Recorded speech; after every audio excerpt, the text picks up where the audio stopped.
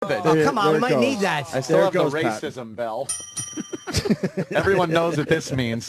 Whenever I mention something that is completely racist, instead of mentioning it, you just I will ring the bell. Okay, yes, I know I'm being very racist. Yeah. And then the universal sound of the boner. Still need that, Pat. Oh, yeah, well, that you still need that. Yeah. But I actually play it also.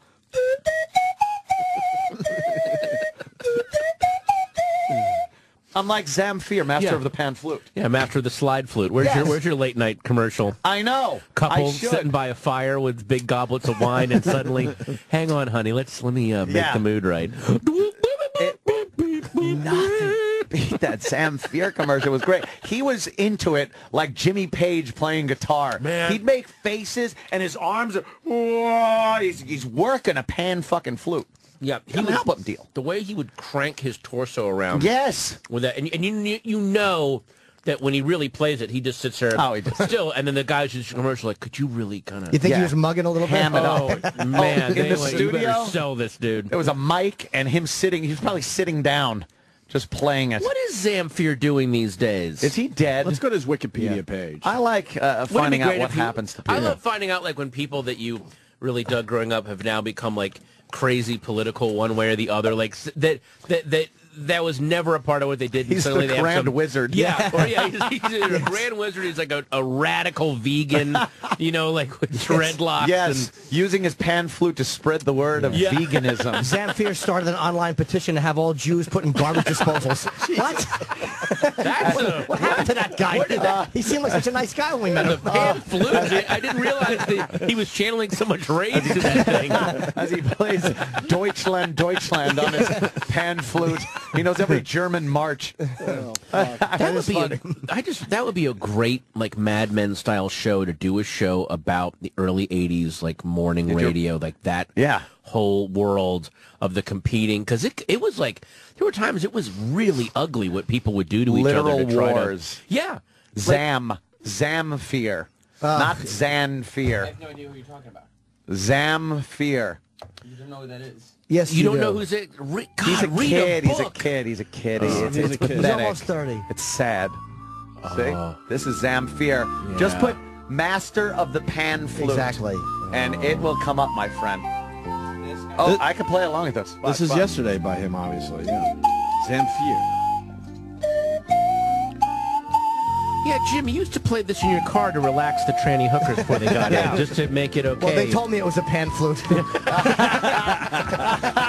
And his body was writhing and his hands were moving. It's all right, honey. That Venezuelan guy plays something just like it. You'll be fine. Yeah, Daddy, you got to pull back the little hood on this one. Yeah, don't you fret none. No, that's a special pussy. That's a special pussy just for you. It's Ramadan. Oh, shit. You don't know what happened to him? He's still passionate still about playing. He's still I mean, passionate. in the spirit of fairness, he really can play. The pan flute. I mean, we're all kidding aside. And he was the only guy, though. Yeah. You didn't have another pan flute guy. Who's the second pan flute guy? I always like You knowing know the who second guy. pan flute guy is? The bitterest motherfucker. Yes, the Pete Best of the pan flute. You bring up Zamfir's like, that's oh my Fucking guy's God. a hack. Yeah. I got close once. Yeah. Let me tell you something. It's Nickelback, Limp Bizkit, and Zamfir, the luckiest assholes in this business. Don't say that name to me. There's a whole warehouse of Larry the Pan Flute King bumper stickers that never got used. He stinks. Yeah, but Larry got in trouble locally with some fucking pornographic images of children. Some file trading in the early AOL days. Yeah. He was in a chat room, LTPFK or whatever it is. That was his screen name. We need to write a book on the second guy. A whole book on the second guy. The second pan flute guy. Or just the second guy had a lot of other things. Oh, right. Well, there was always, I think the definitive one is the other guy from Wham, Andrew Ridgeley. Ridgeley got fucked over supreme with that. You know the when what's his name Bannister broke the 4-minute mile. Yeah. There's another guy that did it that day. Really? Who's that guy? Who's he? Because he didn't win the race. Wow. Sebastian Coe. Yeah, I remember Sebastian Coe. Yes. God Who's damn Sebastian Coe? He was a runner back in the early 70s, whatever, mid-70s, like a marathon runner. I don't. Yeah. Oh, I don't know if he went marathon. Did he go? Or maybe he sprinted. I don't know. He was a runner. Can you look that up, Sam? That's S. I think he did the middle distances. If you need to know, Jimmy. I think. Okay. He was I think. I don't think he did more than like the 2 mile. Didn't he do a 3-minute mile or something? Or no? Is that impossible? It's impossible. Who knows? What's the fastest mile run so far? I thought Sebastian Coe had it at one point. I'm going to make sure that he is relevant. I want him trending It's on all Twitter. about Sebastian Coe. What's David Allen Coe's mile record right now? Is he doing? Did he get it down below 10? He did it right after he saw who moved in next door. Oh, David. Wait, hold on. There you go. That's He has a tattoo on his hey, cock, everybody. too. I remember years ago in one of the porn magazines, it might have been Wii or Hustler in the like early 80s. I used to love Wii. I did too. Showed like Pia hardcore. Zadora. There was a picture of her in slow fade pink nipples. Yeah, in the remember bathtub that? and shit. I remember that. That's a Wii. classic pick. But David Allen Coe had a tattoo on his cock. I don't remember what it was. It might have been a spider in the middle of his dick, but one of the magazines showed his tattoo on his dick. I don't remember. It's been so many years. That's a hell of a commitment and a hell of a move to actually show up and have that done. Yeah. Wow. I love that thing that the Onion ran. It's just a picture of David Allen Coe, and the headline says David Allen Coe waiting outside to kick your ass. That's all it says. That's all you need to say. Ian's hilarious, man. Yeah. I remember reading something from the Onion years ago about like Muhammad Ali and Joe Frazier fighting again like now. Right. and how it was just... And they went like round by round and really did it, and they were calling him smoldering Joe Frazier. And their punches weren't even hitting each other. But the way it was written, I was fucking crying. I had to turn away and not read anymore because I couldn't breathe. Those laughs are the greatest, and you'll never hear that on our show. You'll never get those laughs. Absolutely. We keep a nice level of lukewarm movie. Yeah. Just a few chuckles. Yeah. Opie Anthony, home of the... Oh. Yeah. It's interesting. Okay. Yeah. Oh. There were times reading The Onion that I was like, I can't believe I'm laughing this hard, and I think I'm just reading. I'm sitting here reading, and I'm about to pee myself. This is so hilarious. When was it the African? Was it black community terrorized by ask murderer? That was one of their headlines. Oh, and when Reagan died, the headline just said, "Reagan's body dies." Another great one was, "Holy fuck, we landed on the moon." Oh God! And it was the headline of a newspaper, and it was supposed to be sick 1969, and the news about it, and he just kept saying, "Oh my God, holy fuck, man still walks on moon." They have a quote: "First words from the moon, holy living fuck." Hilarious. Yeah, they had that book. It's called Our Dumb Century, and they go to the Onion through like the beginning of America. Yeah, history. So fantastic. There's one from the 70s, which Holy is shit. There it is. Man walks on fucking moon. Neil Armstrong's historic first words: "Holy living fuck." I can still read that and laugh my fucking balls off. Yeah, alone. The guy who Neil Armstrong. The guy who wrote and directed Big Fan wrote that. That's one of the articles. He was one of the editors, and he was the editor, and he put that book together. You know, this guy on hold for the last Hilarious. on hold for the last half hour. All he wants to say is how great Big Fan was. Oh, really? I fucking love that movie too, man. I lucked out. I lucked out getting to do that. That script was so good. It was interesting to watch you going through and reading and preparing, because you always it never occurred to me that sports radio's callers actually do that, but I'm sure they do. Oh, they're competing with each other. If you listen to, because Robert would play me some of the things that inspired him, and knowing what you know now, if you listen to some of the callers, they are so clearly reading off of a thing that they prepared. And haven't you ever guys gotten callers where you're like, I think this guy wrote this stuff down? Yeah. Never. We're waiting for that day, Patton. That would be real nice. Aspiring to that. Regarding Mr. Norton's statements on over Precise piss flaps. I must vociferously disagree. Point one. Yeah, that'll never happen here. No. Unfortunately, no. Hey guys, They're all dolts. What's going on? What are you doing? So what's up?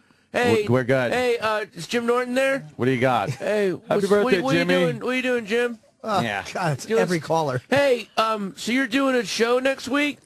Yeah. Well, Yeah. All right, that's cool. Have you been calling us for years? Wow. As different people? I think it's some horrible town. Like, dude, you got to get up to Seekonk, Massachusetts. For what? For what? Oh yeah, the Facebook fan page. I have to every day people are like, hey, when are you coming to Ponca City, Oklahoma? And I gotta stop myself just writing never. What? No, I'm not. Never. No. Not. You're driving somewhere when I'm close to you. I'm not going there. I'm sorry. There's nothing there. I can't make that worth my while. I'd go if they'd pay me. No one's gonna pay me. Well, we're going to try one of these out right God, now. that's hilarious. We got the guy from Westchester. He's been on for like a half hour. Oh, Buddy, what's your name? Hey, I'm Mike from Mike? New York. Okay, you got Mike. Patton Oswalt listening to you. What's up? Hey, I just want to say that movie Big Fan was hysterical, and it fits me and my friends to a T.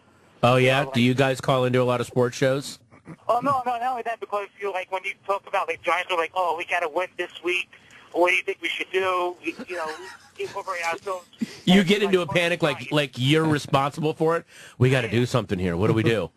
Yeah, and you think everything's like a good luck charm. Yeah. I know you're not in here to promote that, but that's out there where just kind of. You can buy it on DVD. You can get it on iTunes. Has the worst DVD cover for a movie. It is the most misleading DVD cover I've ever seen. No. The poster that they did was great. Then they did a DVD cover that makes it look like, Oh, my God. I'm going to be at a football game. Right. There's That looks no like the cover of a movie like footage. Rudy. Yeah, I know. And I look like it looks like Patton Special Day at the stadium, where I'm just like, I want to see football, and they take it's so, and the guy that put it together, we're like, there's no football in the, you understand? It's not about that, and he said, people like football, like they'll get it for that reason. Yeah, they'll buy it and then they'll be furious. Yeah, what do you, of course. Why don't you just put play? Yeah, if you're going to use that logic, put RoboCop on the cover. People like RoboCop. People love RoboCop. Yeah. Oh yeah, they do like RoboCop. I'll put that on there. I highly recommend you go try to find a Big Fan with Patton Oswalt. It's on Netflix, right? And with football season, starting this week. Yeah, it Perfect, is. perfect time to watch that. It was such a good script. It was great. And apparently it made the rounds for like almost a decade. Like people always wanted to make it, but it's so dark and he wouldn't change it. And then he wrote The Wrestler, and that got him all this heat. He said, all right, screw it, I'm going to make Big Fan now. Oh, wow. Now that I have the heat to do it. Really? Yeah. Yeah. Isn't it interesting how stupid they are, too? Like, all these years, it's a little too die. Fucking people. I really hate entertainment business. Oh, it's not a typical Hollywood movie. This thing is dark, man. No. This Goes is like to some one of those places. early 70s. Yeah. 5 Easy Gritty. Pieces, and, but it's God, they shot the hell out of it. It looks great. And it really looks, here's what the only thing that really drove me crazy about the movie was after it came out, we got really good reviews, and then the Village Voice, which I love the Village Voice, but their review was like, the guy was like, oh, these horrible Staten Island stereotypes, like, oh, we're going to laugh at these suburban idiots. The guy that wrote that review would never go to Staten Island, so he's defending people that he would never actually go hang out with. And B, everyone I've met from Staten Island goes, that's exactly what it's like. You totally nailed it. That's exactly what it's like out here. Like I nothing cracks me up more than people defending people that don't want their help. When they try to pick the fight for them, people are like, no, that's actually pretty accurate. Yeah, no, that's it. Yeah. No, he's right. Yeah, don't defend me against that, because I actually kind of agree with that stuff. Right on. Yeah. Critics are really annoying. When they write good things, though, I kind of like them. Fuck them. When they like your stuff, you love them. Yeah, I wouldn't know, but I mean, I'm sure that it's got to be a nice feeling when that happens. Why don't we let Patton finish his bagel? We'll take a break. Oh man, I'm sorry, I'm eating on No, the I air. don't mean it like that. We do it all the time. Oh, you do? Okay. Yeah. No, I don't mean Voss- it. Yeah, go ahead. Rich Voss Oh was my actually, God, we were he's the actually worst. doing something with him where he had to ask him a question, and he was like, hold on, and he would bite his egg sandwich and then prepare to answer the question. Yeah. There's nothing you can do on the air that's more distracting than Voss and his Nicorette. I want to get Patton's take on the debate because you were great on Twitter last night, sir. Thank you, man. And it was really good too, man. Just going with the flow. So. How come? What about me? I didn't read your. Did you? Were have a you? few? Were you tweeting? Oh, I blocked you. Hey, wait a minute. So I don't have your tweet. Jim, I don't think I'm following you. But I, Oh shit! but I, Oh, dude. That's terrible. Oh. but I just want to help. Chazzy, please. Jimmy, you weren't tweeting a lot about it though. That's the problem. I Like Anthony was in real time, Patton was in real time. That's why.